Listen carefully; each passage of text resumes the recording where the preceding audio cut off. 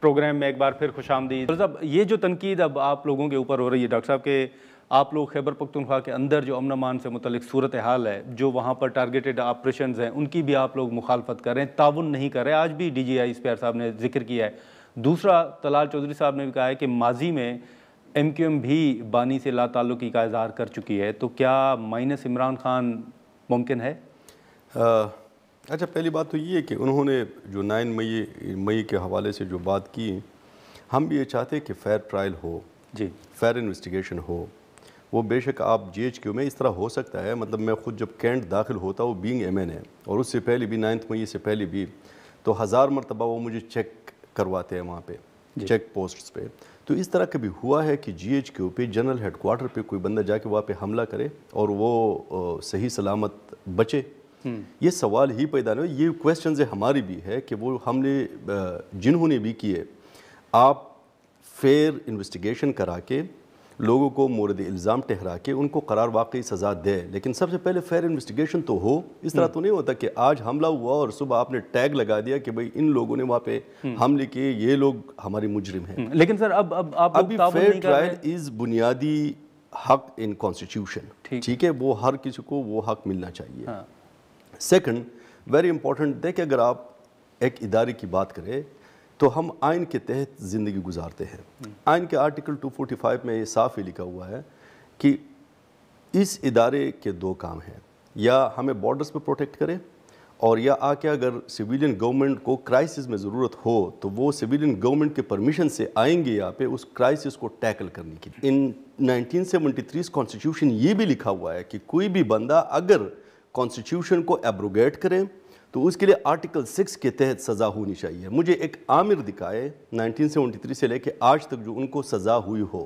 مشرف کو سزا ہوئی تھی لیکن وہ وقار سیٹھ صاحب مر گئے اور مشرف صاحب پھر زندہ رہے. ویری امپورٹنٹ یہی ہے کہ پاکستان تحریک انصاف از ایکویولنٹ ٹو عمران خان. پاکستان تحریک انصاف اور عمران خان ایک ہی سکے کے 2 رخ ہے.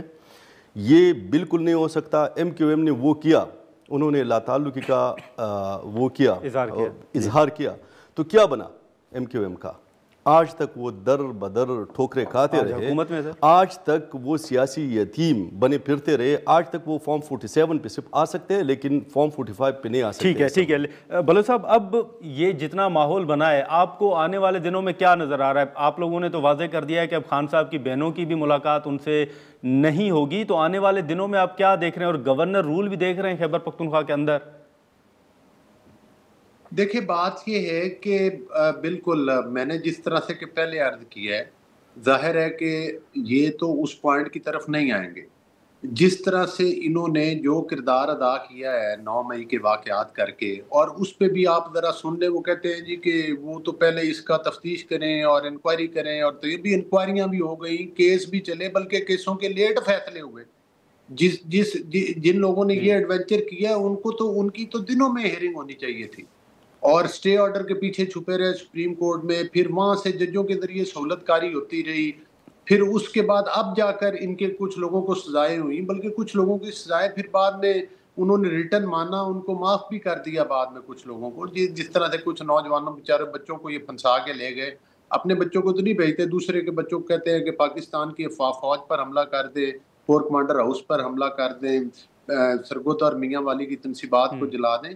تو مقصد یہ ہے کہ یہ لوگوں کے بچے ہیں نا جن کے اوپر دہشت گردی کے بیچاروں پر مقدمات ہیں. اب تو خیر کافی لوگوں کو سمجھ آ چکی ہے اور وہ محتاط ہو گئے ہیں. لیکن اس کے بعد بتائیں، یہ کہتے ہیں ہماری الیکٹڈ گورنمنٹ. بھئی آپ کی الیکٹڈ گورنمنٹ 2-3 بار تو وفاق کے اوپر حملہ آور ہو چکی ہے. یہ کون سا احتجاج کا طریقہ ہے؟ پوری دنیا میں جمہوریت ہے، آپ جا کر دیکھ لیں، مختلف ممالک میں مختلف صوبے ہیں اور مختلف پارٹیز کی حکومت ہے. کیا وہ اپنے سارے سرکاری وسائل لے کر 1122 کی گاڑیاں لے کر، گلیلے لے کر، کیل والی لاٹھیاں لے کر وفاق کے اوپر حملہ آور ہو جاتے ہیں؟ اب مطلب ہے کہ آپ لاک ڈاؤن کرتے ہیں. اچھا بلوچ صاحب، مجھے یہ بتا سکتے ہیں کہ سپریم کورٹ پہ 1990 میں حملہ کس نے کیا تھا؟ نہیں ایک منٹ، آپ بات ٹوکے نہیں. آپ مجھے بتا سکتے ہیں کہ 1990 میں مسلم لیگ یہ سپریم کورٹ پہ حملہ کس نے کیا تھا؟ جی بلوچ صاحب آپ پوری کریں بات. آپ اپنی باری پہ بات کریں نا، آپ اپنی باری پہ کریں بات. میرا موقف پہلے لے لینا، پھر یہ اپنی باری پہ بات کریں. دیکھیں بات یہ ہے، ٹھیک ہے سر، کہ جن لوگوں نے یہ سارا کچھ کیا دھرا ہے، آپ ان کو پولیٹیکل پارٹی کہنا ہی غلط ہے. یہ وہ جتھے ہیں جو پرتشدد جتھے ہیں جو پاکستان کے اوپر بار بار حملہ آور ہو رہے ہیں. آپ ان کا کسی پولیٹیکل اس میں کمپیریزن نہیں کر سکتے کہ یہ لبادہ سیاست کا اوڑے اور ملک میں دہشت گردی پھیلائیں, ملک میں انتشار پھیلائیں. آپ کا ملک ان چیزوں کا متحمل نہیں ہو سکتا. تو ظاہر ہے کہ اچھا ٹھیک ہے بلو صاحب, اچھا ٹھیک ہے بلو صاحب, میں ایک آخری کروں گا کہ یہ برسر اقتدار حمزہ صاحب, اب یہ جو ٹویٹ کا ذکر ہو رہا ہے, پابندی بھی حکومت کے مطابق لگ گئی ہے, کیا یہ جو ٹویٹ ہوا ہے اس پر معافی مانگی جا سکتی ہے تاکہ معاملات آگے بڑھیں, جیسے اسپیکر صاحب آپ کو مذاکرات کی دعوت بھی دے رہے ہیں؟ دیکھیں, معافی اگر آپ دیکھیں وہ تو پارٹی کا فیصلہ ہے اور پارٹی کی قیادت فیصلہ کرے گی, جس طرح وہ چاہے. ابھی وہ بیٹھ کے وہ فیصلہ کریں گے, اس کے مطابق پھر وہ پارٹی چلے گی.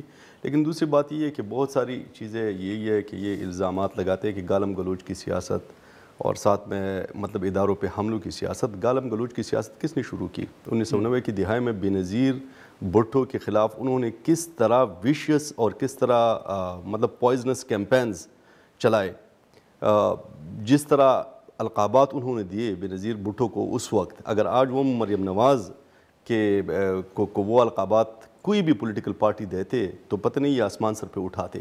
دوسری بات ویری امپورٹنٹ, سپریم کورٹ پہ حملہ ہم نے تو نہیں کیا تھا 1990 کی دہائی میں, وہ مسلم لیگ نون والے آ کے انہوں نے حملہ کیا تھا. تو میرے خیال میں یہ جو کرتے ہیں وہ ٹھیک ہی ہوتا ہے. مطلب جس طریقے سے یہ لوگ احتجاج کرتے تھے وہاں پہ اسمبلی کے فلور پہ, اور جس طریقے سے وہاں پہ مطلب اٹھ کے اور جو گالیاں وہاں پہ یہ دیتے تھے, تو ان کا وہ احتجاج تھی کہ آپ ریکارڈ چیک کرا سکتے ہیں, یہ 2002 کا آپ چیک کر لیں, آپ اس سے پہلے چیک کر لیں.